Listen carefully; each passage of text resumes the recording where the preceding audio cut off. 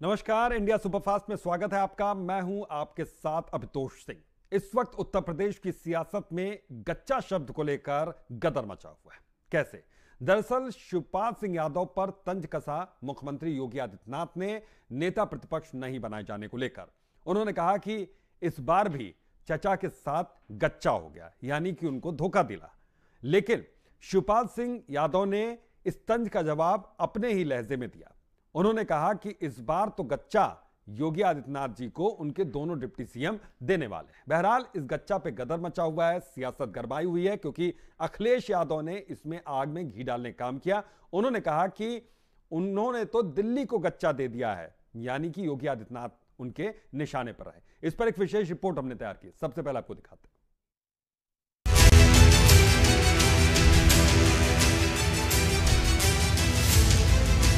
CM योगी की शिवपाल पर चुटकी।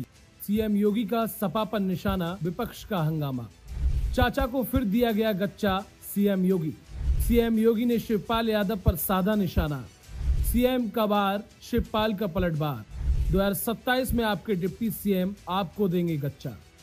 यूपी विधानसभा सत्र का दूसरा दिन काफी हंगामेदार रहा। सत्ता पक्ष और विपक्ष के बीच तीखी नोकझोंक देखने को मिली। अहम बात यह है कि सीएम योगी आदित्यनाथ ने समाजवादी पार्टी की चुटकी लेने में कोई कोर कसर नहीं छोड़ी। वहीं सीएम योगी ने भरे सदन में सपा की ओर से नेता प्रतिपक्ष माता प्रसाद पांडेय को बनाए जाने पर शिवपाल यादव का नाम लिए बिना निशाना साधा। उन्होंने कहा कि चाचा को एक बार फिर गच्चा दे दिया। चचा बेचारा हमेशा ही ऐसे ही मार खाते हैं। उनकी नियति ही ऐसी है, क्योंकि भतीजा हमेशा भयभीत रहता है।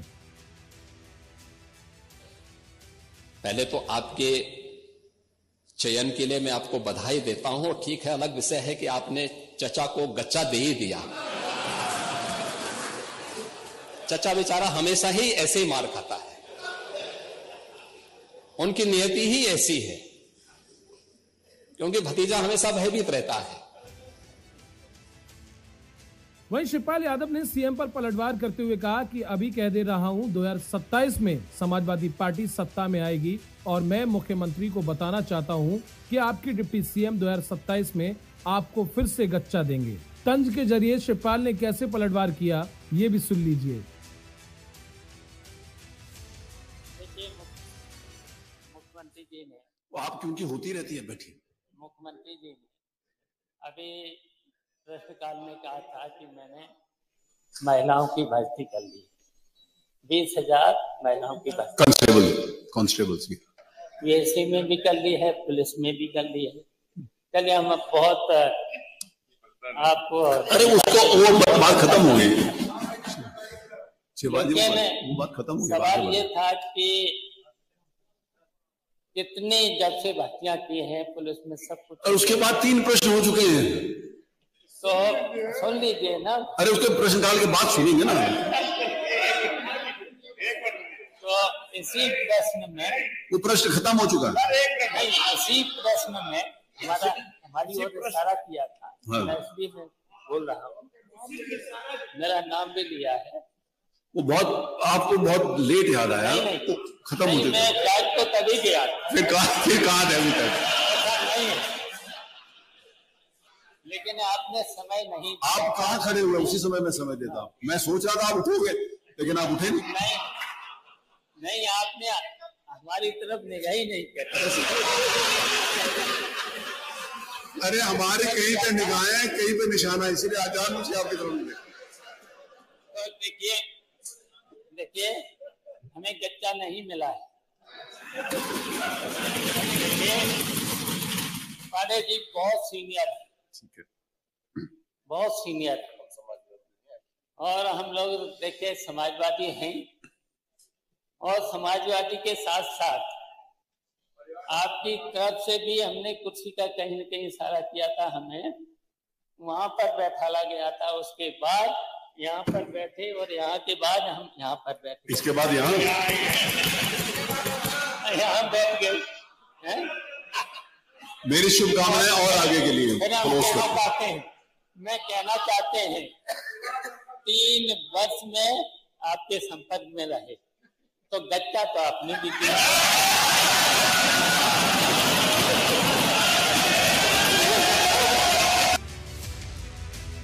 हालांकि एसपी सुप्रीमो अखिलेश यादव अब विधानसभा में नहीं है, वो लोकसभा में एसपी का प्रतिनिधित्व करते हैं। ऐसे में जब वो लोकसभा की कार्यवाही में भाग लेने संसद पहुंचे तो वहां मौजूद मीडिया कर्मियों ने उनसे सीएम योगी के बयान के बारे में पूछा, तो अखिलेश ने ज्यादा कुछ न बोलते हुए कहा कि मैंने उन्हें कोई धोखा नहीं दिया, लेकिन उन्होंने दिल्ली को गच्चा दिया है। देखिए, ये जो कानून आ रहा है कि लव जिहाद, आप बीजेपी से क्या उम्मीद करोगे? बीजेपी नौकरी थोड़ी देगी। अच्छा, बीजेपी इसीलिए हारी है क्योंकि इन्होंने महंगाई बढ़ाई, नौकरी नहीं दी और किसान को बर्बाद कर दिया। और अभी भी ये लोग उसी रास्ते पर हैं, उसी रास्ते पे हैं जिस रास्ते से ये हारे हैं। ये इसी तरह का कानून इसलिए ला रहे हैं क्योंकि इनका सांप्रदायिकता का दिया ये बुझने जा रहा है। ये जो कावड़ में तख्ती लगवाई थी और आज जो कानून ला रहे हैं या उनका जो व्यवहार भाषा है वो इसीलिए ऐसी है क्योंकि सांप्रदायिकता का दिया फड़फड़ा रहा है, बुझने से पहले फड़फड़ा रहा है, क्योंकि सांप्रदायिक राजनीति देश से खत्म होने जा रही है, नौकरी रोजगार की राजनीति होगी। अरे वो चाचा को गच्चा किसी ने नहीं दिया, ये दिल्ली वाले को गच्चा दे रहे हैं। बहरहाल यूपी की सियासत में नेता प्रतिपक्ष के नाम को लेकर जाहिर है कि उथल पुथल मची ही थी कि अब सत्ता पक्ष की ओर से शिवपाल यादव पर तंज कस के ये जताने की कोशिश की गई कि चाचा को भतीजे ने धोखा दिया है। लेकिन बीजेपी ये भी जानती है कि अखिलेश यादव अब समय की नजाकत को देखते हुए फैसला लेने में माहिर होते जा रहे हैं, जबकि शिवपाल यादव पहले से ही माहिर खिलाड़ी रहे हैं। ऐसे में शब्दों के जाल में उन्हें फंसा पाना काफी मुश्किल है। Special desk, India superfast. तो सीएम योगी ने एसपी पर निशाना साधते हुए क्या कहा वो भी हमने आपको सुनवाया। इसके बाद विपक्ष ने यहां पर जोरदार तरीके से विधानसभा में हंगामा किया। उन्होंने कहा कि चाचा को एक बार फिर से गच्चा यहां पर दे दिया गया। इस पर सीएम ने जब वार किया तो शिवपाल सिंह यादव ने पलटवार किया और कहा कि 2027 में आपके दोनों डिप्टी सीएम ही आपको गच्चा देंगे और मैं 3 साल आपके संपर्क में रहा तो गच्चा तो आपने दिया। बहरहाल इसको लेकर सियासत गरमाई हुई है उस वक्त से जब से नेता प्रतिपक्ष यहां पर बनाए गए और शिवपाल सिंह यादव यहां पर रेस में आगे थे, लेकिन उनके नाम को आगे नहीं बढ़ाया गया। बहरहाल इसी को लेकर हमारे साथ कुछ मेहमान भी इस वक्त जुड़ गए, सीधा उनका रुख करते हैं। धर्मेंद्र तिवारी मणि कांग्रेस के नेता हैं। धर्मेंद्र जी स्वागत है आपका। शिव सिंह भारती प्रवक्ता हैं बीजेपी के। शिव सिंह जी स्वागत है आपका। शिव कृपाल मिश्रा राजनीतिक विशेषज्ञ के तौर पर हमारे साथ जुड़े हुए हैं, स्वागत है आपका। अतुल यादव प्रवक्ता समाजवादी पार्टी के। अतुल जी स्वागत है आपका। सबसे पहले, इससे पहले कि मैं सभी सियासी पार्टियों से ताल्लुक रखने वाले मेहमानों का रुख करूं, सबसे पहले शिव कृपाल मिश्रा, मैं आपसे समझना चाहूंगा कि ये जो तंज यहां पर कसा गया मुख्यमंत्री योगी आदित्यनाथ की ओर से और तंज का जवाब जिस लहजे में शिवपाल सिंह यादव की ओर से दिया गया, तो ये माना जाए कि 2027 की जो लड़ाई है बहुत ज्यादा दिलचस्प होने वाली है। अभी तो जी बिल्कुल आने वाला जो विधानसभा चुनाव 2027 है उत्तर प्रदेश में, वो निश्चित ही बहुत दिलचस्प मोड़ पे आने वाला है। क्योंकि आज अगर इस तंज का हम थोड़ा सा अगर इसको देखने की कोशिश करें राजनीतिक रूप से, तो यह तंज कई मायनों में कई संदेश देता है। एक तरफ जहां भारतीय जनता पार्टी जो कॉन्फिडेंस से सराबोर इस समय समाजवादी पार्टी है, उसके कॉन्फिडेंस को कम करना चाहती है किसी न किसी तरह। वहीं दूसरी ओर अगर देखें कि शिवपाल यादव ने जिस तरह से इस तंज का जवाब तंज के माध्यम से दिया, वह भी अपने आप में समाजवादी पार्टी का वो आत्मविश्वास झलकता है। और जिस तरह से चाचा को एक तरह से ये समझाने की कोशिश किया और खासकर नेता सदन योगी आदित्यनाथ ने इस बात को कहते हुए कि चाचा ने इस बार भी भतीजा ने इस बार भी चाचा को गच्चा दे दिया। अब इसका जवाब जब शिवपाल यादव ने कितनी खूबसूरती से दिया और सदन में, मतलब आप देखें कि पूरी कोई सदन का शायद ही कोई नेता हो जो हंसने से बाकी रह गया हो। उन्होंने कहा जब 3 साल मैं भी आपके करीब था और हमको आप 3 साल लगातार एक तरह से, उनके कहने का मतलब ये था कि लॉलीपॉप देते रहिए और कुल मिलाकर अंत में गच्चा ही दिए। तो वह जवाब जो अखिलेश यादव पर तंज करने की कोशिश की नेता सदन ने, उसका जवाब इन्होंने दिया। तो इसका मतलब वो कहीं ना कहीं ये क्लियर करते हुए नजर आए कि आप गच्चा देने की बात कह रहे हैं, आप तो स्वयं गच्चा देने में माहिर हैं। और उसके साथ ही उन्होंने जब ये कहा कि आने वाले समय में हम आपको एक बार तो गच्चा एक तरह से दे ही चुके हैं, और आज भारतीय जनता पार्टी से उत्तर प्रदेश में समाजवादी पार्टी आगे निकल चुकी है, आने वाले समय में हम आपको विधानसभा चुनाव में भी एक मजबूत गच्चा देंगे, और वह गच्चा भी आपको समझना पड़ेगा, देखना पड़ेगा। और आप घबराइए नहीं, आपको गच्चा देने के लिए आपके दोनों डिप्टी सीएम भी मौजूद हैं, और जल्दी ही वो दोनों डिप्टी सीएम आपको गच्चा देंगे। तो कुल मिलाकर जो हमला जो एक तरह से किया नेता सदन ने, उसका जो जवाब शिवपाल यादव ने आज दिया वो काबिले तारीफ था, और राजनीतिक मायनों में देखें तो उसमें भी यह जवाब कहीं से भी कम पर नहीं आंका जा सकता, क्योंकि गच्चा देने की अगर बात आई है तो उस कॉन्फिडेंस को देखिए कि जहां एक और सब झलक रहा है कि कैसे भारतीय जनता पार्टी समाजवादी पार्टी को का जो ये आत्मविश्वास है, जो एक कॉन्फिडेंस है, वो जीत कर जो आए हैं उसको तोड़ने की कोशिश कैसे कैसे और किन किन माध्यमों से की जा रही है। लेकिन समाजवादी पार्टी जो कि लबालब है अपने आत्मविश्वास से, उसका जवाब वो इस समय लगातार दे रही है।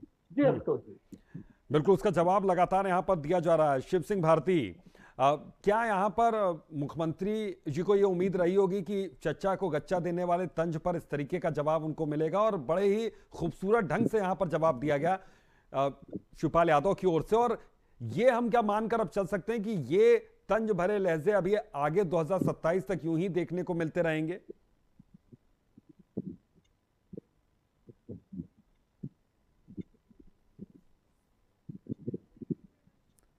शिव सिंह जी, आप अनम्यूट कीजिएगा अपने माइक को।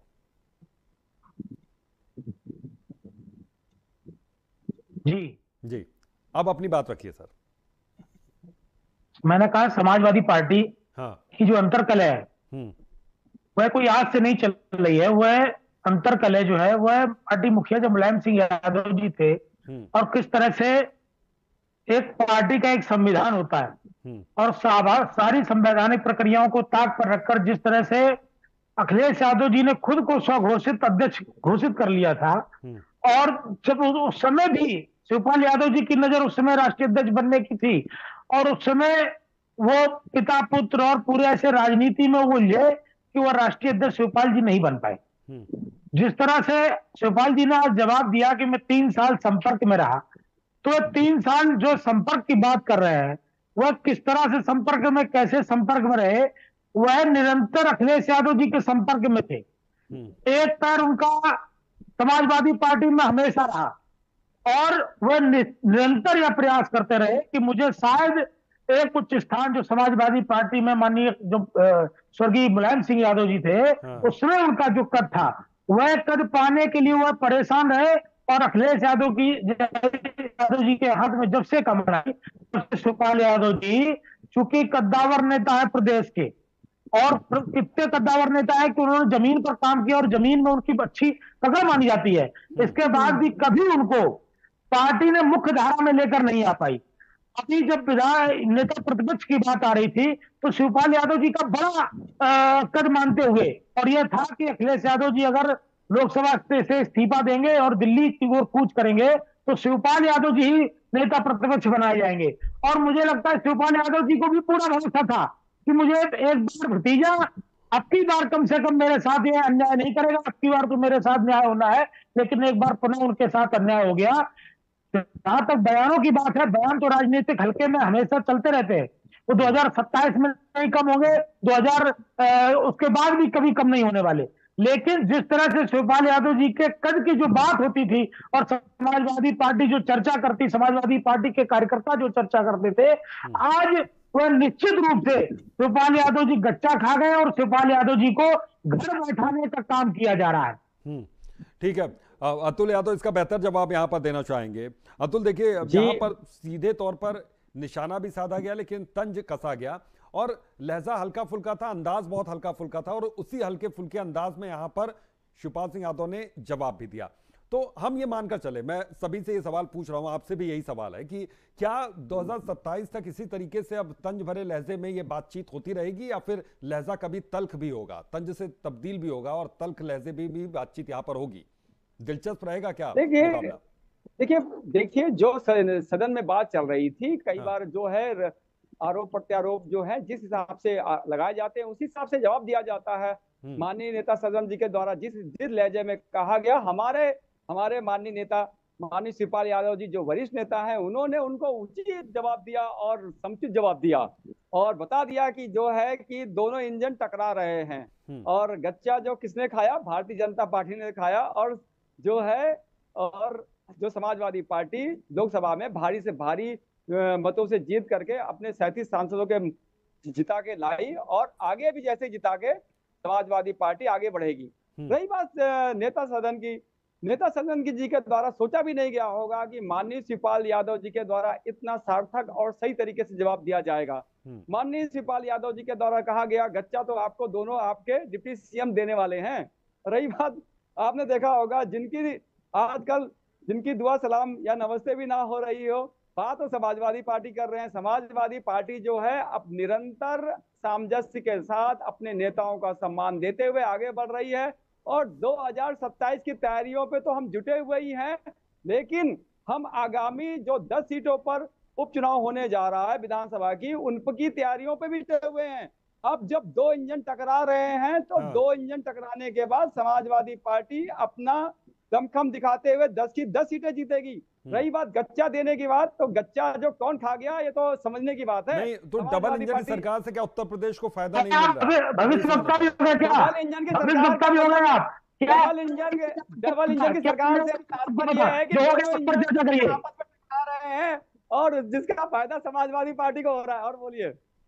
ठीक है, चलिए धर्मेंद्र जी आप देखिए, आप मजे मत लीजिए। आप लोगों के पास धर्मेंद्र जी को भी जोड़ लेता हूं इस चर्चा में। धर्मेंद्र जी, इसको किस तरीके से यहाँ पर देख रहे हैं? विधानसभा के भीतर आज जो यहाँ पर तंज कसा गया और उसका उसी लहजे में जवाब यहाँ पर दिया गया, तो ये माना जाए कि मुकाबला बहुत ज्यादा दिलचस्प है या फिर बीजेपी के सामने इस वक्त मुश्किल है कि किस तरीके से वो विपक्षी दल से पार पाए, क्योंकि विपक्षी दल अब बहुत ज्यादा पिछली बार की तुलना में बहुत ज्यादा मजबूत है और जिस तरीके से लोकसभा चुनाव में एक अच्छा प्रदर्शन यहां पर समाजवादी पार्टी ने किया है, ऐसे में विपक्ष की भूमिका को लेकर अब क्या यहां पर बीजेपी के सामने एक नया गेम प्लान बनाने का एक बड़ी चुनौती, एक बड़ा चैलेंज यहां पर नजर आ रहा है?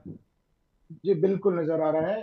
सबसे पहले मैं ये कहना चाहूंगा कि बतौर नेता सदन आदरणीय माननीय मुख्यमंत्री जी को इस तरीके के वक्तव्य शोभा नहीं देती है। दूसरे की भाजपा को फिलहाल अपने अंतर कला को खत्म करने का प्रयास करना चाहिए, न कि दूसरे पे झांकना चाहिए। आपको ही पता है, पूरा हिंदुस्तान देख रहा है, पूरा उत्तर प्रदेश देख रहा है जिस तरीके से भारतीय जनता पार्टी का अंतर कला जनता के बीच आ रहा है। सबसे पहले उनको अपने घर में ध्यान देना चाहिए, ना कि समाजवादी पार्टी, ना कि अन्य किसी दल, ना कि कांग्रेस। और ठीक उसी प्रकार माननीय नेता सदन को यह समझना चाहिए कि विधानसभा का जितना एक्सपीरियंस माननीय शिवपाल यादव जी के है बतौर सपा समाजवादी पार्टी के नेता, माननीय नेता सदन उससे बहुत पीछे हैं। माननीय नेता सदन भले मुख्यमंत्री पद पर आसीन है, लेकिन शिवपाल यादव जी का ओहदा काफी बड़ा है विधानसभा के अंदर। इस चीज को बिल्कुल किसी भी नेता को पहले समझना चाहिए, उसके बाद कुछ कहना। रहा सवाल गच्चा देने की बात, तो माननीय जी को पहले खुद पे ध्यान दें कि भारतीय जनता पार्टी शीर्ष नेतृत्व उनको बड़ा गच्चा देने के प्रयास में है। चाहे वो जितनी मीटिंग कर ले, माननीय ब्रजेश पाठक जी के साथ बैठ ले, केशव मौर्य जी के साथ बैठ ले, ये कतई कहीं नहीं छुपा हुआ है कि उनका अंतरकलह एक बड़ा पर्याय का रूप ले चुका है। तो सबसे पहले भारतीय जनता पार्टी और उनके नेताओं को इस पर ध्यान देना चाहिए। ठीक है, शिव कृपाल जी इस पर बेहतर तरीके से रोशनी डाल सकते हैं यहाँ पर कि वाकई जो आपसी यहाँ पर एक तरीके से कश्मकश यहाँ पर चल रही थी, अब बीच में ये खबरें बहुत ज़्यादा तेजी से आई और इस खबरों के साक्षी हम लोग बने कि केशव प्रसाद मौर्य यहाँ पर क्या नाराज़ हैं, यहाँ पर क्या सत्ता परिवर्तन यहाँ पर हो सकता है उत्तर प्रदेश में और योगी आदित्यनाथ की कुर्सी क्या खतरे में है। तो क्या ये अब माना जाए मौजूदा हालात में कि कुर्सी से अब खतरा टल चुका और जिस तरीके से बैठकों में अब दोनों डिप्टी सीएम यहाँ पर पहुंच रहे हैं बगैर किसी नाराजगी के, तो ये माना जाए कि 2027 को लेकर अब रणनीति यहाँ पर तैयार है और कुर्सी पूरी तरीके से सुरक्षित है? अभितोष जी, राजनीति का ये सिद्धांत है कि अगर कुर्सी पर बैठने वाला 24 घंटा सजग नहीं है तो उसकी कुर्सी हमेशा खतरे में रहती है, वो चाहे कुर्सी पे कोई बैठा हो। लिहाजा इस बात पे इनकार तो अभी भी नहीं किया जा सकता कि वह कुर्सी खतरे में नहीं है, जिसकी बात हम लोग लगातार और सभी मीडिया और सभी नेता लगभग सभी पार्टियों के करते चले आ रहे हैं।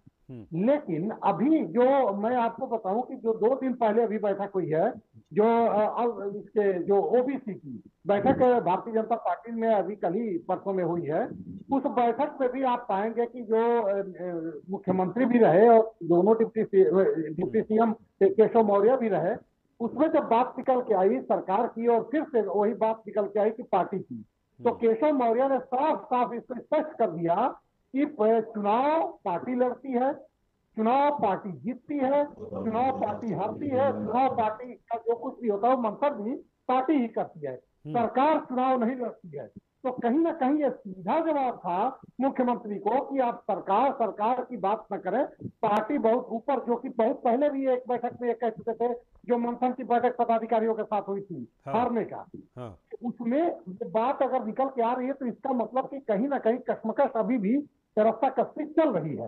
दूसरी सबसे अहम बात जो अभी बात निकल के आई है कि कहीं ना कहीं अंतर कलह के बहाने, मतलब एक तरह से अंतर कलह अगर ना भी हो तो राजनीति ये कहती है कि अंतर कलह करा दी जाए, कुछ ऐसे ही मामले पर, कुछ ऐसे ही मुद्दों को या कुछ ऐसे ही पथ को पकड़ते हुए भारतीय जनता पार्टी चर्चा को एक तरह से उत्तेजित करना चाहती है, जबकि ये सबको मालूम है कि उत्तर प्रदेश पूरा आप और सभी हम क्या कहेंगे, स्वयं पार्टी और पार्टी के अंदर से ही चिंतन में निकल कर आया कि कहीं ना कहीं भारतीय जनता पार्टी की अंतर कला रही कि भारतीय जनता पार्टी की उत्तर प्रदेश में यह दशा हुई। तो कुल मिलाकर अब अंतर कला को एक तरह से एक दूसरे को बढ़ावा देने की बात चल रही है। आप देखेंगे कि कैसे जो है अगर अखिलेश यादव हमला करते हैं तो सीधे मुख्यमंत्री पर नहीं करते हैं, वो हमेशा अगर ऑफर देते हैं तो केशव मौर्य को देते हैं।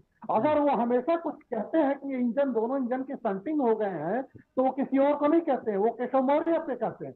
कुल मिलाकर वो दोनों तरफ से, एक से जो पार्टी के प्रबल दावेदार होते माने जाते हैं या पार्टी के बड़े नेता माने जाते हैं, दोनों तरफ से, चाहे इधर शिवपाल सिंह यादव हो चाहे उधर केशव मौर्य हो, दोनों दलों से अगर आप देखेंगे तो कहीं ना कहीं उत्तेजित करने की, भड़काने की, अंतरकलह पैदा कर देने की कोशिश की जा रही है। अब जैसे अगर हम भारतीय जनता पार्टी की बातों पर, जैसे आपने पूछा कि क्या अभी भी वो रास्ता कस्ती चल रही है, अगर वो रास्ता कस्ती कहीं थमने का नाम भी ले रही हो तो आप देखेंगे कि हर दूसरे दिन अखिलेश यादव का कोई ना कोई ऐसा ट्वीट आ जाता है जिससे कि वो मामला और पकड़ लेता है आग, यानी कि आग में घी डालने का थोड़ा सा काम अखिलेश यादव करते जा रहे हैं लगातार। तो उसी का कहीं कहीं ये परिणति है जो आज सदन में हुआ, उसी की परिणति कह सकते हैं कि कैसे नेता सदन में भी अपना वो एक जो उनको मिला मौका तो उन्होंने नहीं छोड़ा और उन्होंने सदन में ये मौका अपना ही लिया और इस अवसर का लाभ लिया और इस अवसर का लाभ लेते हुए मतलब जो गेम प्लान यहाँ पर समाजवादी पार्टी का है, बस उसी को हाईजैक करने की कोशिश यहाँ पर की गई। कुल मिलाकर ये समझ में आ रहा है अगर आप उसको देखें तो। शिव सिंह भारती यहाँ पर देखिए, अंतर कलह का आरोप यहाँ पर लगते रहे कि बीजेपी में अंतर कलह था और उसका खामियाजा लोकसभा चुनाव में बीजेपी को भुगतना पड़ा, उत्तर प्रदेश के लिहाज से अगर हम बात करें। लेकिन क्या अब यही राजनीति बीजेपी यहां पर कर रही है, अंतर कलह करवाने की कोशिश यहां पर की जा रही, क्योंकि अखिलेश यादव तंज कसते रहे बार बार और सीधे निशाने पर योगी आदित्यनाथ को उन्होंने नहीं लिया, केशव प्रसाद मौर्य के बहाने वो निशाना सरकार पर साधते रहे। तो क्या वही पॉलिटिक्स यहां पर की जा रही है, रिवर्स पॉलिटिक्स? नेता सदन ने महज इस समय जो भारतीय जनता पार्टी का अंतर कलह है उस पर एक छोटा सा पर्दा डालने का प्रयास मात्र किया है इस तंज के द्वारा, ताकि मीडिया और जिस तरीके से भारतीय जनता पार्टी लगातार अपने अंतर कलह के लेके विच्छेदित हो रही है उसको छुपाने मात्र का प्रयास किया अपने स्टेटमेंट से। तो मेरे हिसाब से इस बयान को मीडिया को कतई तौर पे गंभीरता से नहीं लेना चाहिए, ये महज एक पर्दा डालने का प्रयास किया गया है, इसके अलावा नेता सदन ने कोई प्रयास नहीं किया है। और रहा सवाल डबल इंजन की सरकार की, तो इस समय पूरा हिंदुस्तान देख रहा है ये डबल इंजन की सरकार एक रेल इंजन तक नहीं संभाल पा रही है, आए दिन घटनाएं हो रही हैं। आज का भी आप जानते हैं पटना मुंबई एक्सप्रेस का क्या हाल हुआ है, आए दिन हम सुनते आ रहे थे। ये डबल इंजन सरकार पूरी तरीके से विफल है सरकार चलाने में, और इस चीज का पूर्ण रूप से दोष जो है केंद्र में बैठी भारतीय जनता पार्टी और मोदी जी की सरकार को जाता है। तो निश्चित तौर पर मैं कहना चाहूंगा कि इस तरीके की विफलताओं का श्रेय खुद पे लेना चाहिए और इस पे कठोर कार्रवाई करना चाहिए। शिव सिंह जी, और रहा सवाल सदन में, इसका कुछ जवाब देना चाहते हैं? आ रहा हूं मैं, धर्मेंद्र जी आ रहा हूं मैं। शिव सिंह जी यहाँ पर कुछ इसका जवाब देना चाहते हैं जो कांग्रेस ने आरोप लगाया, लेकिन सवाल एक मेरा ये भी है कि क्या जो राजनीति यहाँ पर समाजवादी पार्टी करती आई है कि अंतरकलह यहाँ पर करवाओ, फूट डालो राज करो वाली स्थिति जो रहती है कि केशव प्रसाद मौर्य के बहाने उन्होंने सरकार पर निशाना साध दिया, अब वही कोशिश क्या यहाँ पर बीजेपी की ओर से की गई है? थोड़ा इस पर रोशनी डालिए, वाकई यही है बात या फिर कुछ और बात है? बात इतनी सी है कि जो चाल चरित्र की बात समाजवादी पार्टी करती है और हमेशा से करती आई है, उसको वही दिखता है। आप देखेंगे, मैंने अभी डिबेट की शुरुआत में जब अपना पक्ष रखा तो मैंने पूरा प्रकरण एक आपको बताया। वह पूरा प्रकरण आज भी शिवपाल जी उस दौर से राजनीति में गुजर रहे हैं, आज भी अखिलेश यादव जी उनको अपनाने की स्थिति में नहीं है। तो कहीं ना कहीं, जैसा मैंने पहले कहा कि वह जो जिस चीज पर वो उंगली रख देते हैं, जिस चीज की वो आशा और करते हैं कि ये आने वाले समय में मेरे साथ मुझे इस दायित्व से समाजवादी पार्टी नवाजेगी, तो वह नहीं होता। और यह एक आम बात है, इसमें तंज कसने जैसा कुछ नहीं है, ये एक आम बात है जो माननीय आज योगी जी ने सदन में कही। और जिस तरह से कही, जिस तरह से शिवपाल जी का जवाब आया, तो वह जवाब भी आप देखेंगे तो उनका दर्द झलक रहा है। शिवपाल जी का दर्द उस बयान में पूरी तरह से झलक रहा है कि वह किस तरह से आहत है। और देखिए, माननीय अखिलेश यादव जी या समाजवादी पार्टी, समाजवादी, एक मिनट धर्मेंद्र जी सुनिए, आप समय कब बोलिएगा? नहीं, बिल्कुल समय की बात है, आप उसके बाद बोलिएगा। आप देखेंगे कि निरंतर जिस तरह से समाजवादी पार्टी भाजपा को लेकर तमाम तरह की बातें कर रही है, एक भी बात में कोई सच्चाई नहीं है। आप किसी के दिल्ली आने जाने को लेकर, किसी के लखनऊ आने जाने को लेकर आप इस तरह की मनगढ़ंत बातों से आप खुश हो ले रहे हैं। आप निश्चित रूप से 37 सीटें आई, आपका मनोबल बढ़ा होगा और आप 2027 की बड़ी तगड़ी तैयारी कर रहे होंगे। लेकिन जिस चीज में आप जो खोजने का प्रयास कर रहे हैं, वहां पर आपको कुछ नहीं मिलने वाला। वो बिल्कुल निश्चित रूप से खाली स्थान है, वहां कुछ नहीं है। और भारतीय जनता पार्टी अनुशासित पार्टी है, भारतीय जनता पार्टी किसी एक की पार्टी नहीं है। और भारतीय जनता पार्टी में कोई एक इस तरह का कोई करने वाला नहीं है कि किसी ने कह दिया तो उसके कहने से कुछ बड़ा परिवर्तन हो जाएगा। भारतीय जनता पार्टी में सामूहिक निर्णय होता है और ये इस तरह से नहीं होता जिस तरह से अखिलेश यादव जी खुद को राष्ट्रीय अध्यक्ष घोषित कर लिए थे। तो मैं ये मानता हूं कि अखिलेश यादव जी जो बार बार तंज करते हैं, जो समाजवादी पार्टी जो तंज करती है, उस तंज से उनको कुछ मिलने वाला नहीं है। 2027 में 2017 रिपीट करेगी भारतीय जनता पार्टी। आप लिख लीजिए। सभी नेताओं का सम्मान किया। मैं जवाब दे रहा हूँ, जवाब समाजवादी पार्टी, अतुल जी, समाजवादी पार्टी के द्वारा जो अपने सभी नेताओं का बहुत ज्यादा सम्मान किया जाता है। आज आपने देखा होगा कि हमारे नेता माननीय शिवपाल यादव जी के द्वारा जो समुचित जवाब था वो नेता सदन जी को दिया गया और एक पार्टी का मान सम्मान बढ़ाया गया। हमारे नेता जो है ना, पदों के पीछे नहीं भागते। हमारे जो नेता है बात करते हैं, हमारे नेता जो है वो पार्टी की बात करते हैं, संगठन के। हम अगर आप देख पाएंगे, भारतीय जनता पार्टी जो है अपनी अंतरकला से जूझ रही है। और रही बात, माननीय योगी जी जो हैं वो खुद ही सोच में पड़े हुए हैं कि किया जाए। भाई, एक इनके नेताजी बोलते हैं कि संगठन बड़ा है, बार बार चेता रहे हैं, जबकि योगी जी मुख्यमंत्री हैं और एक डिप्टी सीएम है, दोनों के बीच में टकराव है। और रही बात जो केंद्र सरकार और प्रदेश सरकार में जो कितना बड़ा टकराव है वो सभी को सामने दिख रहा है। रही बात हमारी बात, हम जनता के बीच से चुनकर के आए हैं। जनता ने हमें उत्तर प्रदेश में सबसे बड़ी पार्टी के रूप में चयनित किया है और हमारे 37 सांसद चुने गए हैं। रही बात आगे आगामी चुनाव की, हमारे जो नेता माननीय शिवपाल जी जमीनी नेता हैं और उनका अनुभव इतना बड़ा है कि नेता सदन का अनुभव उसके आगे कुछ भी नहीं है। अरे उनके अनुभव का लाभ लीजिए, आप उनका अनुभव लीजिए।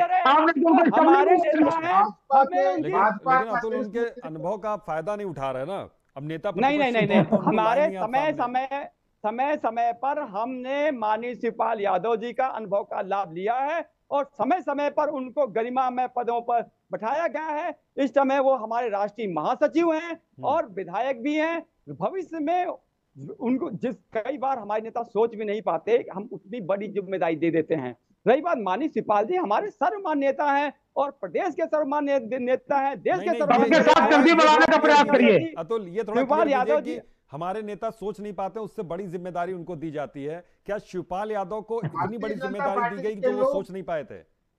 माननीय शिवपाल जी को बहुत बड़ी जिम्मेदारी दी जाएगी। आप समझने का प्रयास कीजिए। वो हमारे सबसे वरिष्ठ नेता हैं और भविष्य के लिए देखा जाता है। भविष्य कोई खत्म नहीं हो गया है और उनके कद के अनुरूप उनको बहुत बड़ी जिम्मेदारी दी जाएगी। ये मैं अधिकारिक रूप से आपको आपके चैनल में बता रहा हूं।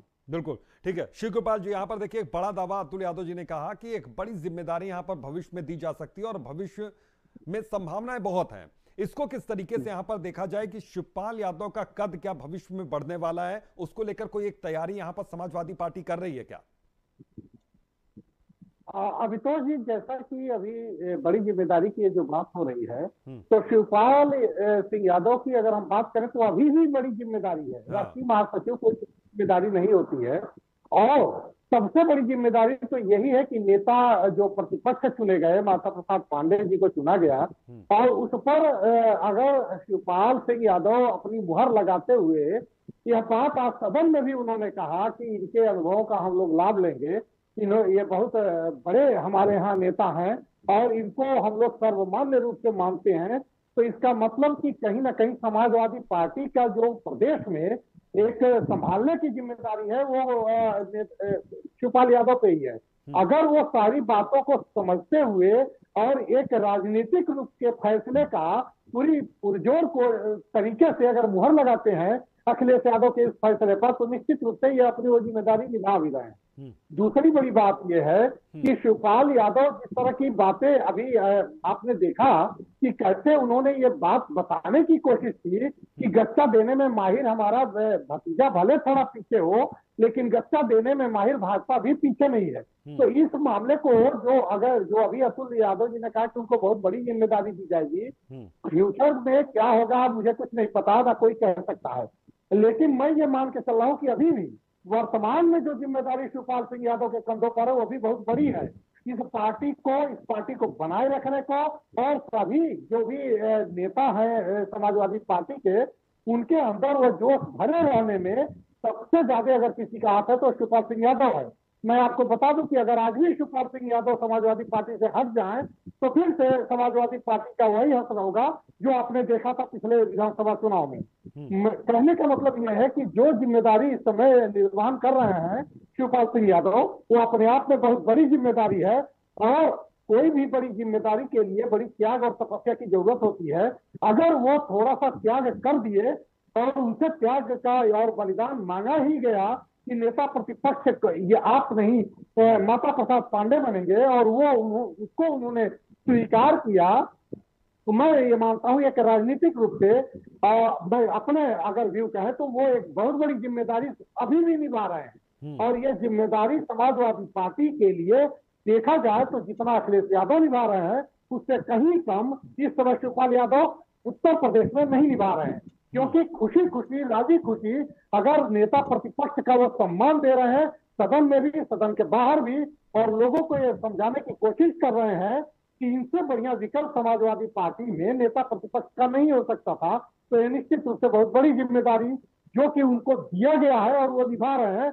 ये अलग बात है कि ये पर्दे के पीछे की जिम्मेदारी है, वो सीधे सीधे नेता प्रतिपक्ष होकर नहीं निभा रहे हैं, लेकिन वो नेता प्रतिपक्ष से अपनी पार्टी के अंदर, मैं एक संवैधानिक रूप से बात नहीं कह रहा हूँ, लेकिन अपनी पार्टी की विचारधारा को पार्टी की लाइन ले सकते हैं अगर हम देखें तो वो कहीं ना कहीं अपने पार्टी के संविधानों की रक्षा करते हुए पार्टी को बचाने की जो जिम्मेदारी निभा रहे हैं वो बहुत बड़ी बात है और इसी का फायदा हो सकता है कि आने वाले विधानसभा उपचुनाव हो या विधानसभा चुनाव 2025 आने वाला 26 उसमें हो। 27 धर्मेंद्र जी, जो शिवपाल जी कह रहे हैं उनकी कितनी बातों से आप इत्तेफाक यहाँ पर रखते हैं कि अभी भी बड़ी जिम्मेदारी शिवपाल यादव के पास है और चूंकि अब 2027 से पहले यहाँ पर कांग्रेस और समाजवादी पार्टी जो कि एनडीए गठबंधन की का बड़ा हिस्सा है, वो दोनों लोग मिलकर अब चुनावी घमासान में उतरेंगे, तो किस तरह की रणनीति पर अब आगे काम शुरू होगा यहाँ पर?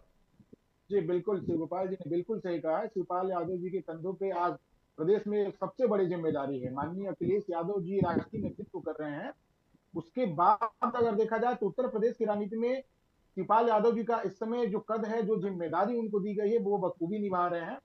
और रहा सवाल गठबंधन की, तो कांग्रेस पार्टी हमारे नेता राहुल गांधी जी के नेतृत्व में समाजवादी पार्टी के साथ कदम मिलाकर चल रही है। और निश्चित तौर पे अभी आगामी जो उपचुनाव है उसमें 10 की 10 सीट जीतने का उत्तर प्रदेश में हम लोग काम करेंगे। और आने वाले 2027 में कांग्रेस पार्टी और समाजवादी पार्टी मिलकर उत्तर प्रदेश में चुनाव लड़ेंगी और निश्चित तौर पे एक समाजवादी और पार्टी और कांग्रेस की सरकार बनना तय माना जा रहा है। रहा सवाल, हाँ ठीक है जी जी जी, बात अपनी पूरी कीजिए, मैं आता हूँ आप बात जी। फिर मैं और मैं दोबारा कहना चाहता हूं, इस बात को बड़ी गंभीरता से लेने वाली बात है कि आज का जो मुद्दा है ये निश्चित तौर पे माननीय नेता सदन ने इससे जनता का रुख हटाने के लिए, मीडिया का रुख हटाने के लिए ये एक भ्रम जाल बनाया है। इस तंज को हाईलाइट किया जा रहा है ताकि देश में जो परिस्थितियां अभी बनी हुई हैं, रेल दुर्घटनाओं से लेकर के और तमाम ऐसी चीजें पर लेकर उस पर पर्दा डालने का जो नेता सदन का प्रयास रहा है वो बिल्कुल निंदनीय है। मैं इसकी कड़ी निंदा करता हूं। निश्चित तौर पर ऐसा नहीं होना चाहिए। और मैं मीडिया बंधु, तमाम मीडिया चैनल को भी ये कहना चाहता हूं कि निश्चित तौर पे इस तरीके से गुमराह करने वाले वक्तव्यों का हाईलाइट न करते हुए देश में मौजूदा स्थिति में जो जिस हिसाब से भारतीय जनता पार्टी विफल रही है उसको उजागर करने का काम करें। रहा सवाल भारतीय जनता पार्टी का, तो उनको गहन सोचने की आवश्यकता है कि आखिर ऐसी कौन सी मजबूरी आ गई है जो वो समाजवादी पार्टी के आंगन में झांकने का प्रयास कर रहे हैं। आखिर कौन सी ऐसी मजबूरी है। और इतने बड़े पद पे जब मुख्यमंत्री, इतने बड़े सूबे के मुख्यमंत्री माननीय योगी आदित्यनाथ जी को इन सब वक्तव्यों को छुपाने के लिए पर्दा प्रयास किया जा रहा है, ये बिल्कुल ही अशोभनीय है। ये बिल्कुल नहीं होना चाहिए। ठीक है, इसका जवाब शिव सिंह जी बेहतर देंगे। यहाँ पर शिव सिंह, मैं आपसे ये समझना चाह रहा हूँ, यहाँ पर ये कहा जा रहा है कि आज बीजेपी के पास ऐसी क्या जरूरत आन पड़ी कि वो दूसरे के आंगन में झांकने की कोशिश कर रहे हैं। मैं ये समझने की कोशिश कर रहा हूँ कि समाजवादी पार्टी ने जिस परंपरा की शुरुआत की, तंज कसना, कटाक्ष कसना, निशाना साधना, और जिस तरीके से यहाँ पर डिप्टी सीएम को लेकर कटाक्ष कसे गए, तंज कसे गए, कटाक्ष किए गए, क्या उसी परंपरा को अब देखते हुए बीजेपी उसी राह पर आगे निकल रही है, या फिर बीजेपी की एक दूसरी रणनीति है, दूसरी चाल है 2027 को देखते हुए? जी बिल्कुल, ये पर्दा डालने का प्रयास किया है। इस वक्तव्य पे अपना जवाब दे कि ऐसी क्या जरूरत आन पड़ी जो दूसरों के घरों में झांकने का प्रयास किया जा रहा है माननीय नेता सदन द्वारा। आखिर ये कौन सा प्रयास है, इसको क्यों छुपाया जा रहा है? क्या अपनी विफलताओं को छुपाने के लिए पर्दा डाला जा रहा है? देखिए, नेता प्रतिपक्ष का अभी चुनाव हुआ, आपने चुनाव किया, पीडीए का नारा लेकर आप आए थे। आप पिछड़ा दलित की बात कर रहे थे। कहा था कि पीडीए में आप पता कर लीजिएगा, चुनाव से पहले, लोकसभा चुनाव से पहले एक विषय में मेरे द्वारा कई बार कहा गया कि ए में अगड़ा भी है, आबादी भी है और आदिवासी भी है। सभी लोग जी जी, धर्मेंद्र जी के सवालों का जवाब यहाँ पर ले लेते हैं शिव सिंह जी से, उसके बाद इस बात का जवाब दें कि आखिर क्या जरूरत आन पड़ी, ऐसी क्या जरूरत है। सीधा सा सवाल, एक मिनट, आप सुनिए, आप वही बात क्यों रिपीट कर रहे हैं? आपका विषय आ गया, सुन लीजिए धर्मेंद्र जी, आप बार उसी विषय पे आपने एक बार बोल दिया। जी बिल्कुल, आप उसका जवाब नहीं दिया, आप उचित जवाब दीजिए। जब जनता सवाल, जी बिल्कुल, जनता का सवाल यहाँ है, मैं जवाब दे रहा हूँ। उचित अनुचित आप अपने हिसाब से डिसाइड कर लीजिए। अभी नेता प्रतिपक्ष का चुनाव हुआ, पीडीए की बात आप करते थे, आप कहते थे पिछड़ा और दलितों का सम्मान हम बराबर कायम रखेंगे और दलितों को हम सम्मान देंगे। आप नेता प्रतिपक्ष किसको बनाए उस पर भी भारतीय जनता पार्टी की नजर नहीं होनी चाहिए। अरे सुनिए करेंगे आप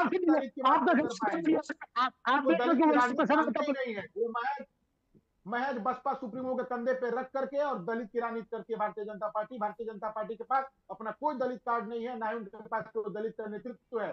आज जवाब दीजिए, उत्तर प्रदेश में कोई दलित बड़ा नेता बता दीजिए जो भारतीय जनता पार्टी से ताल्लुक रखता हो। है जवाब इसका आपके पास? एक दलित नेता बताइए। देखिए, तमाम नेता, देखिए आप डिस्प्यूट पैदा करने को मत करिए। आप डिस्प्यूट पैदा करने की कोशिश मत करिए, आप उसमें सफल नहीं होंगे। आप उसमें सफल, भारतीय जनता पार्टी पर आप सुनिए, आप भारतीय जनता पार्टी को आप जानते नहीं है, भारतीय जनता पार्टी को आप समझते नहीं है। पूरा देश भारतीय जनता पार्टी को जानता है। भारतीय जनता पार्टी को जब राष्ट्रपति बनाने की बात आई तो रामनाथ कोविंद को बनाया। भारतीय जनता पार्टी को जब राष्ट्रपति बनाने की बात आई तो द्रौपदी मुर्मू जो आदिवासी थी उनको बनाया। देखिए वहां तक पहुंच सोच भी आपकी नहीं है, आप सोच भी नहीं सकते। आप सुनिए, आप दोनों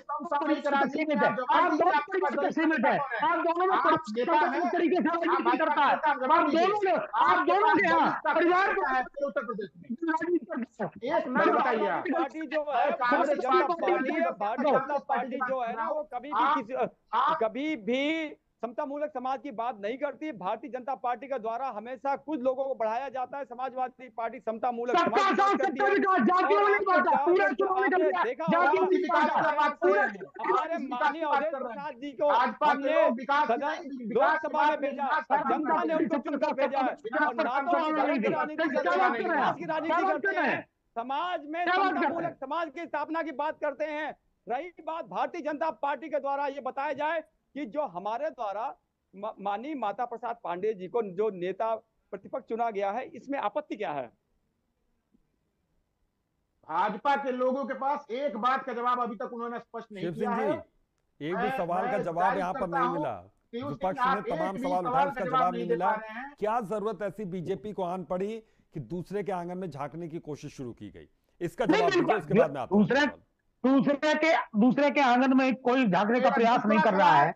आप एक और देखिए, आप देखिए, आपने किस तरह से आपने प्रदेश भारतीय जनता पार्टी गुजर रही है, प्रदेश जिस तरह से समाजवादी पार्टी ने एक नैरेटिव बनाने का काम किया।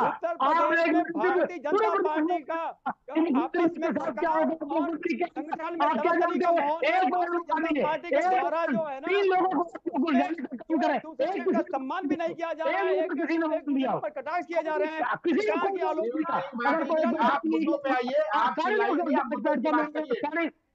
आप एक राजनीतिक मंच पे, एक मीडिया पे बैठे हैं, आप मुद्दों की जवाब दीजिए। जो सवाल आपसे किया जा रहा है, अगर भारतीय जनता पार्टी का नेतृत्व लेके आप मंचासीन है तो आप पहले बातों को सुनिए और उसका जवाब दीजिए। आप चिल्लाइए मत, चिल्लाने से जवाब नहीं मान लिया जाएगा आपका।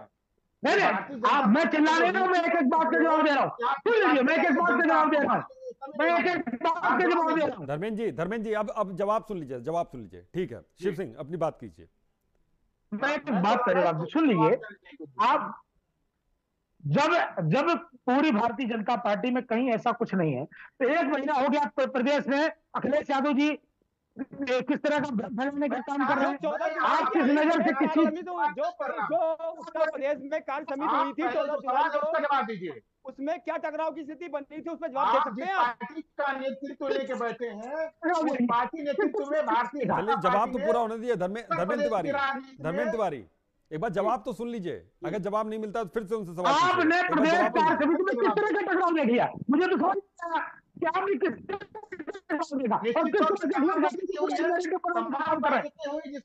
जिसपे दोनों डिप्टी सीएम नहीं थे, दोनों मीटिंग में नहीं गए, आज उस पर पर्दा डालने के लिए एक फोटो खिंचवा दिया जा रहा है, एक मीटिंग में बुला लिया जा रहा है। ये कौन सा राजनीति है?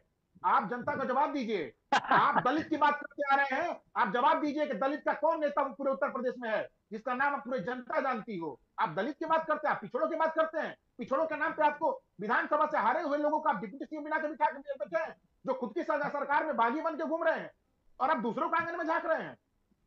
आप गठबंधन पे सवाल उठा रहे हैं।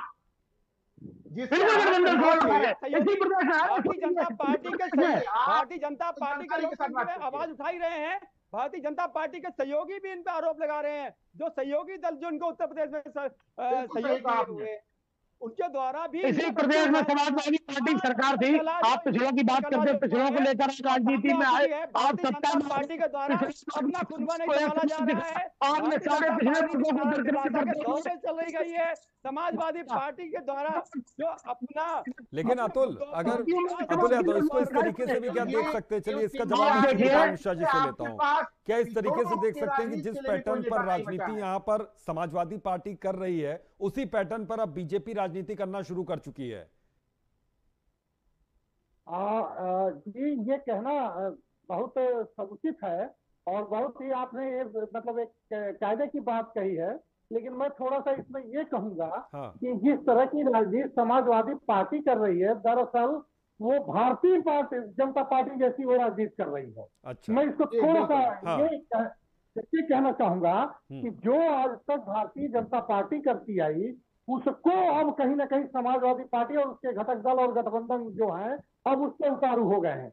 अब जैसे ही भारतीय जनता पार्टी की वो उस दिशा में जिधर वो चल रही थी राजनीति को लेकर, जब उसी पिच पे वो भी चल दिए और वो भी बैटिंग करने लगे, तो अब ये भारतीय जनता पार्टी के लिए असमंजस हो गया है कि ये तो देखा जाए तो सीधे सीधे हमला का पूरी तरह से ऑफेंसिव तरीके से इसका जवाब मिल रहा है। तो अब कहीं ना कहीं भारतीय जनता पार्टी ही बैकफुट पे नजर कभी कभी आप देखिए तो आने लग रही है। कुल मिलाकर समाजवादी पार्टी हो या कांग्रेस का जो गठबंधन दल है, अब अगर आप देखें इधर कुछ एक आध महीनों में या 4-6 महीनों का अगर आप ले लें कुछ आंकड़े, तो जितना सोशल मीडिया पे पहले भारतीय जनता पार्टी होती थी, अब उससे दुगना उसका हमला और उसका जवाब देने के लिए कांग्रेस भी हो गई है। अब कांग्रेस भी सोशल मीडिया पर वैसे ही वार कर रही है। यानी कि कहीं ना कहीं भारतीय जनता पार्टी जिस तरह से पिछड़ों की, गरीबों की बात करते हुए रोज एक ही बात ये कहना कि मैं आपको इतना राशन दे रहा हूँ, इतना घर दे रहा हूँ, इतना रसोई गैस दे रहा हूँ, मतलब दुनिया भर की पार्टी बात कर रही थी। उसी तरह से आप देखे होंगे कि वेदांत जी राशन की राजनीति को जनता ने विराम दे दिया है पूरी तरीके से। राशन की राजनीति जो चली आ रही है उसी तर्ज पे आपने देखा कि कैसे गठबंधन भी उनके ऊपर हमलावर हुई और जैसे ही उनके तल पर ही उनसे हमलावर हुई, भारतीय जनता पार्टी को यहाँ शिकस्त खानी पड़ी। अब जबकि अब उनके पास एक और मुद्दा बचा है जो कि फिर से एक अंतर कला अगर हो जाए समाजवादी पार्टी में या फिर समाजवादी पार्टी और कांग्रेस के बीच कुछ ऐसा हो जाए कि ये लोग अलग हो जाएं, तो फिर से भारतीय जनता पार्टी का जो रास्ता हो एक सही उनके हिसाब से निकल जाएगा उनके लिए राजनीति। गठबंधन पूरी तरीके से प्रतिबद्ध है और भारतीय जनता पार्टी पूरी गठबंधन उत्साहित है यहाँ पर। मैं इस बात पे जो धर्मेंद्र तिवारी ने अभी बोला कि उनको नेता सदन को कम से कम इस तरह के जो तंज होते हैं सदन के अंदर, ये कहीं ना कहीं शोभनीय तो बहुत नहीं है। मैं भी ये कहना चाहूंगा क्योंकि जिस तरह की इन्होंने अभी बात की, निश्चित है कि यह जो वक्तव्य है कि चाचा ने भतीजे ने चाचा को फिर से गच्चा दिया और ये गच्चा का ये शिकार हो गए और नेता प्रतिपक्ष भी नहीं बनाएगा, ये कोई सदन की बात ही नहीं। भारतीय जनता पार्टी के लोग ये सुन के सच पूछा है तो ये इसका कोई इस तरह का इसमें चर्चा पर चर्चा होनी चाहिए। बिल्कुल देखिए, और शिवगोपाल जी यहाँ पर देखिए इस तरह के बयान से जनता का तो फायदा नहीं हो रहा है, लेकिन हाँ उत्तर प्रदेश से लेकर दिल्ली तक सियासत जरूर गर्मा गई, इस बात से तो इनकार नहीं कर सकते हैं, राजनीति तो गर्माई गई। बस आप इस बात से आ रहा हूँ कि अगर ये चर्चा पर चर्चा का विषय बन गया तो इसका मायने ये है कि कहीं ना कहीं यही एक विषय एक उनके पास वो बना था कि आगे इससे राजनीति की जा सके, और यही कारण है कि चर्चा का विषय बन गया। जी बिल्कुल। धर्मेंद्र तिवारी, अब जो गठबंधन इस वक्त है और गठबंधन जोरदार तरीके से चुनावी घमासान में उतरा हुआ 2027 की तैयारियों में आप लोग जुटे हुए हैं, तो जो परफॉर्मेंस यहां पर रही चाहे कांग्रेस की या समाजवादी पार्टी की लोकसभा चुनाव के मद्देनजर, उस परफॉर्मेंस से आपका उत्साह और ज्यादा बढ़ा है और 2027 में किस तरह से आप चुनौती यहां पर अब बीजेपी को देने वाले हैं? निश्चित तौर पे गठबंधन हमारी इतनी मजबूत स्थिति में है, इससे साफ तौर पे भारतीय जनता पार्टी घबराई हुई है। जो आप देख भी सकते हैं भारतीय जनता पार्टी के लोगों के चेहरे पे और माननीय नेता सदन के वक्तव्य से आप बखूबी समझ सकते हैं। रहा सवाल हमारी मजबूती का, तो उत्तर प्रदेश में ऐतिहासिक परिणाम हमारे गठबंधन के पक्ष में आया और ये दावा के साथ कहा जा सकता है, ये होने वाला है कि 2027 में पूर्ण बहुमत की गठबंधन की सरकार उत्तर प्रदेश में बनने जा रही है और हमारे नेता माननीय राहुल गांधी जी के नेतृत्व में 2027 चुनाव से पहले मुझे पूर्ण विश्वास है कि भारतीय जनता पार्टी केंद्रीय नेतृत्व से बाहर हो जाएगी। उनका स्वयं का अंतरकलह, संघ के जिस तरीके से संघ ने भारतीय जनता पार्टी से दरकिनार करना अपने आप को शुरू किया है, आपने कुछ दिन पहले का 2 से 3 हफ्ते पहले का आपने मोहन भागवत जी का वक्तव्य सुना होगा, जिसमें उन्होंने साफ तौर पे इशारा किया कि भारतीय जनता पार्टी संघ के वसूलों से परे हो रही है। हाँ। तो निश्चित तौर पे पूरी जनता नकार चुकी है भारतीय जनता पार्टी को, और जो संघ का एक आसरा मिला हुआ था भारतीय जनता पार्टी को, वो खत्म होते जा रहा है। सब अपने आप को भारतीय जनता पार्टी से अलग करने का पूरी तरीके से मन बना चुका है, और निश्चित तौर पे वो आशीर्वाद विहीन कर देगा भारतीय जनता पार्टी। ठीक है शिव सिंह जी यहाँ पर, ठीक है मैं लौटता हूं, ये इसी सवाल जवाब ले लेता हूं। शिव सिंह जी यहाँ पर देखिए, गठबंधन कितना मजबूती के साथ चुनावी घमासान में, और क्या बड़ी चुनौती इस बार मिलती हुई आप देख पा रहे हैं, क्योंकि लोकसभा इलेक्शन के बाद जो रिजल्ट्स आए उसके बाद हौसले बुलंद है यहाँ पर विपक्ष के, इस बात से तो इनकार नहीं किया जा सकता। देखिए हौसले बुलंद हो सकते हैं निश्चित रूप से, लेकिन जिस तरह का नैरेटिव गढ़ा गया था, अब देखिए मैं फिर कह रहा हूं कि काट की आंधी बार बार नहीं चलती है। ये जिस तरह से लोकसभा के चुनाव में इन्होंने जिस तरह का नैरेटिव कई प्रकार से फैलाने का प्रयास किया, और कहीं ना कहीं ये सफल हो गए, उसमें भारतीय जनता पार्टी के बहुत, अगर उसकी उस चुनाव पर समीक्षा करने जाएंगे तो हम देखेंगे कि स्थानीय स्तर पर जिन मुद्दों को लेकर सजग होना चाहिए था, उन मुद्दों पर सजग नहीं हो पाए और उस कारण पराजय हुई। लेकिन इसका बहुत बड़ा खामियाजा, कहीं कोई एक व्यक्ति, आपको धरातल पर आप जाइए, आप रिपोर्टिंग करते होंगे तो एक व्यक्ति कोई मोदी जी से और कोई योगी जी से आपको नाराज नहीं मिलेगा, एक भी व्यक्ति। आप लीजिए, देखिए मैं नहीं बोल इसके बाद आप ही के पास आ रहा हूं। चुनाव में मोदी जी 1.5 लाख के आसपास जीते हैं, जो है ना, सुनिए शिव सिंह जी मेरा जवाब दीजिएगा। बनारस की जनता के द्वारा मोदी जी के जो, मैं आपको जवाब देना नहीं बैठा, सुन लीजिए, जवाब देने की आपके पास जवाब नहीं है, भारतीय जनता पार्टी के पास जवाब देने का अतुल जी मैं आ रहा हूँ सवालों के साथ ही आ रहा हूँ, जवाब उनको पूरा होने दीजिए।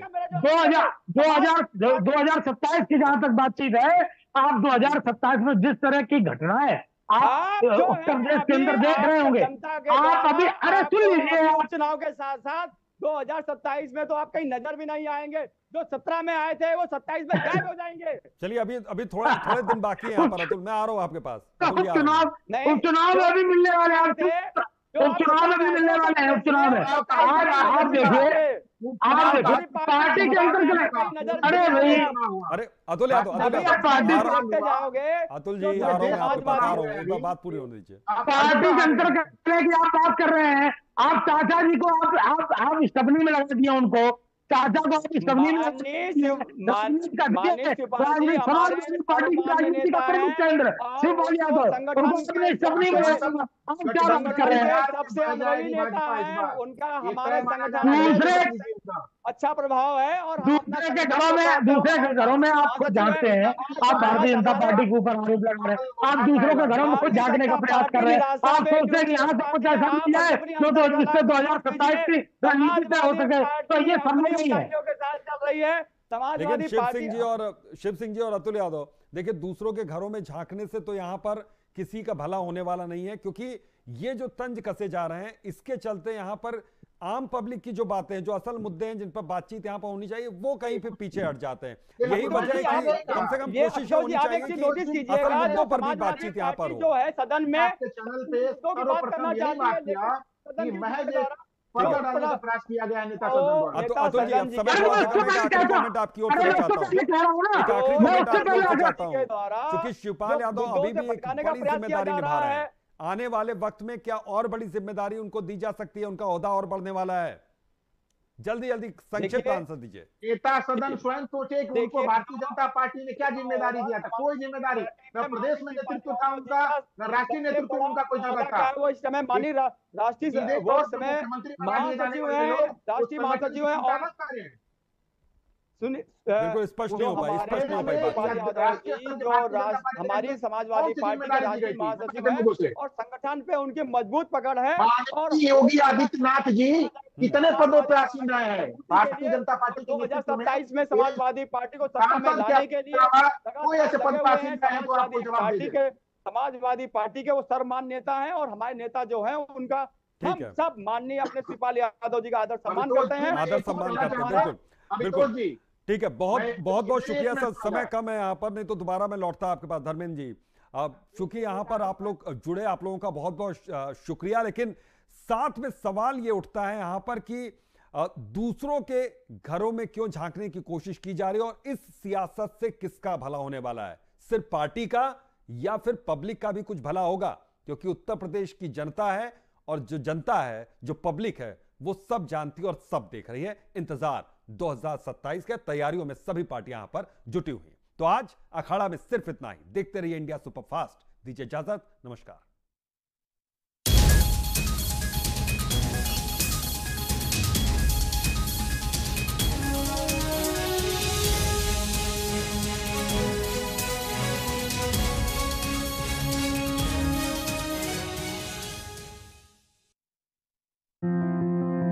मेरा नाम सुनीता है।